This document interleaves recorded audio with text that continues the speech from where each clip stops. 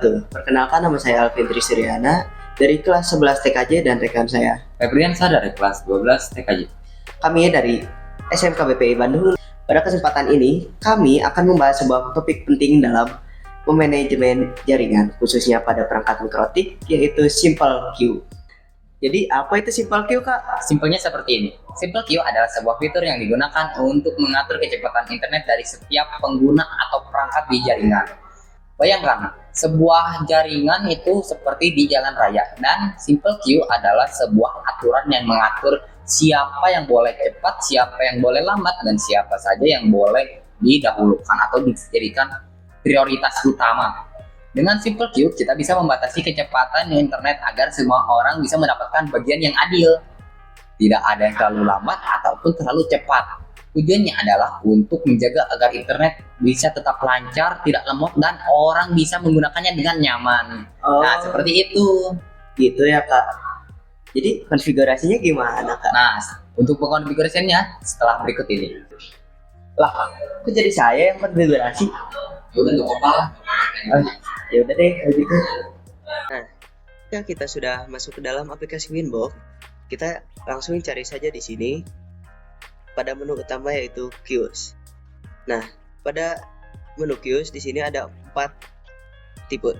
Yang pertama, Simple Queues, Interface Queues, Queues, dan Queues Type. Nah, langsung saja kita masuk ke menu Simple Queues dengan mengklik tombol plus di kiri atas. Lalu di sini ada kolom nama yang bisa kita ubah, dan di sini ada parameter target address adalah IP address dari klien yang akan dilimit, bisa berupa single IP, network IP, dan beberapa IP dengan menekan tombol bawah kecil di sebelah kanan kotak isian atau bisa menggunakan interface. Nah, di sini ada max limit. Max limit pada Simple Queue digunakan untuk mengatur batas maksimum kecepatan internet atau bisa disebut bandwidth untuk upload dan download pada perangkat yang ditargetkan. Ini memastikan bahwa perangkat tersebut tidak akan menggunakan lebih dari jumlah bandwidth yang ditetapkan. Nah, selanjutnya ada burst limit. Burst limit pada Simple Queue adalah fitur yang memungkinkan perangkat untuk sesaat mendapatkan bandwidth lebih tinggi dari yang ditetapkan pada max limit jika kondisi jaringan memungkinkan. Burst ini berguna jika ada kapasitas jaringan yang tidak digunakan dan dapat dialokasikan sementara ke perangkat tersebut untuk meningkatkan kecepatan. Nah, yang kedua ada burst threshold.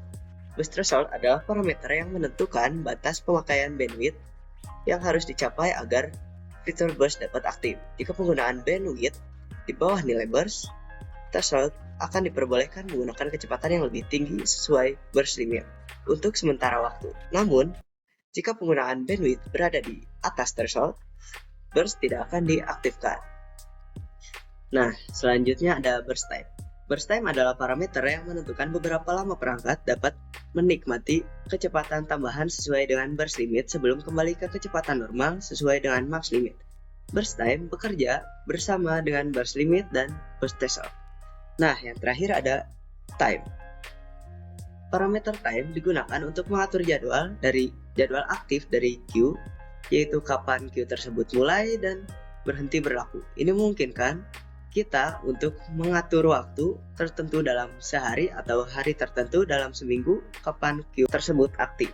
Oke, di sini kita sudah masuk kepada menu advance, lalu kita akan coba. Di sini ada beberapa menu juga yang bisa kita konfigurasi, yaitu checkmark, yaitu sebuah tanda untuk mengidentifikasi dan mengelompokkan suatu lintas jaringan. Lalu di sini ada limit add. Limit add adalah batas minimal kecepatan yang akan diberikan kepada perangkat atau aplikasi, meskipun ada lalu lintas yang lebih banyak. Lalu priority itu seperti kita itu diutamakan atau dispesialkan.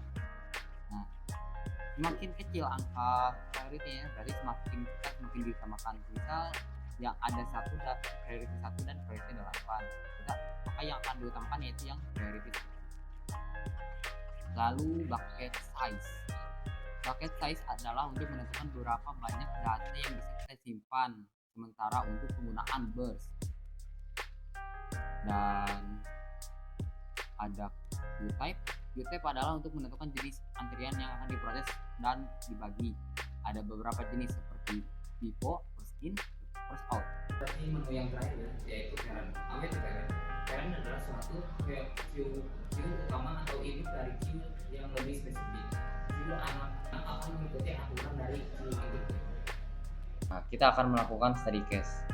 Di sini kita sudah ada contohnya ya. Jadi kita harus bikin satu parent yang total max limitnya yaitu 3 mega dan 3 klien yang memiliki max limit yaitu 1 mega. Nah, kita langsung mencoba saja ya. Di sini kita bikin yaitu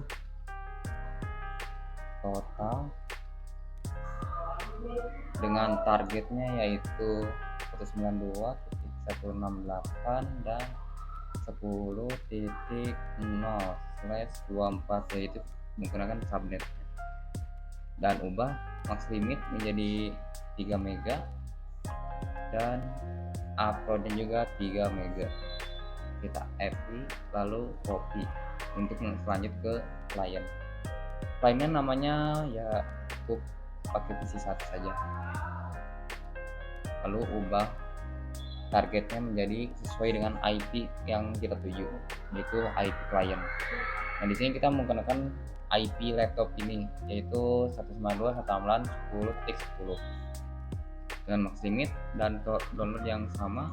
Nah, yang ada perubahan yaitu di advance-nya. Kita ubah limit add dari target upload dan downloadnya menjadi 1 mega.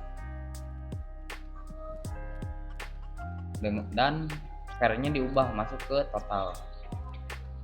Lalu di FT copy. Nah, yang lainnya juga sama seperti itu. Hanya diubah dari namanya dan targetnya saja.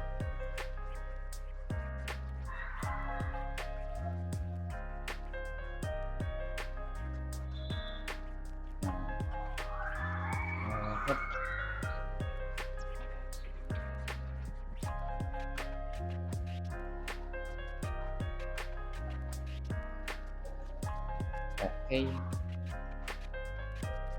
Nah, lalu kita coba di speed test. Kita masuk ke Chrome, lalu coba.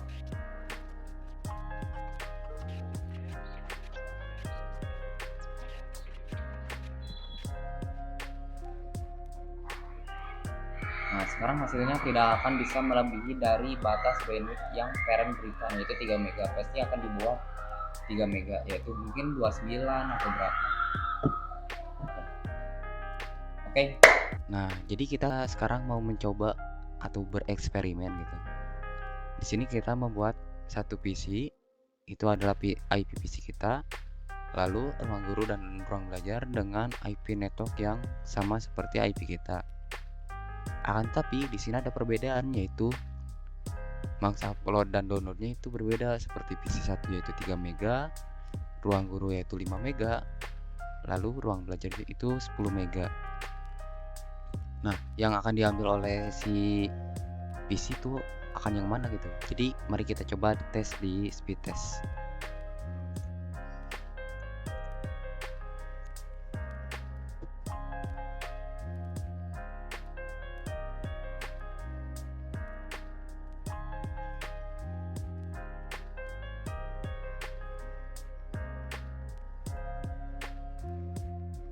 Nah, bisa kita lihat bahwa di sini downloadnya itu 4,85 dan uploadnya itu 4,7. Berarti bisa kita simpulkan bahwa yang targetnya yang masuk itu yaitu yang ruang guru. Itu karena apa? Karena di sini angka ruang guru itu termasuk 0. Lalu PC1 yaitu 1, lalu ruang belajar 2. Jadi yang akan diambil tuh yang paling pertama, kayak antrian gitu, yang paling pertama di depan, maka itu yang akan dilayani. Dan lalu kita coba untuk ubah posisinya. Misal ruang belajar itu di atas.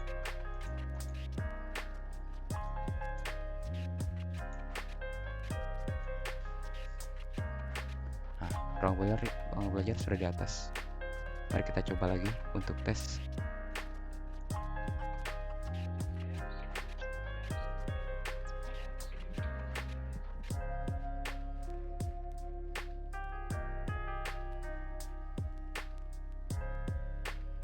Nah, bisa kita lihat ada perubahan dari tadi yang max limitnya itu 5. Sekarang sepertinya ini max limitnya 10 ya, karena 9 MB dan uploadnya itu 8 MB. Berarti bisa kita simpulkan bahwa angka yang di sebelah kiri ini akan berpengaruh bagi bandwidth PC. Nah, bisa kita lihat bahwa di sini penggunaan ruang belajar itu menjadi merah. Itu artinya adalah penggunaan bandwidth-nya sudah hampir melebihi batas yang diberikan. Berbeda dengan ruang guru dan PC1 yang hijau karena itu masih belum melewati batas bandwidth yang telah diberikan. Oke, kami telah selesai menjelaskan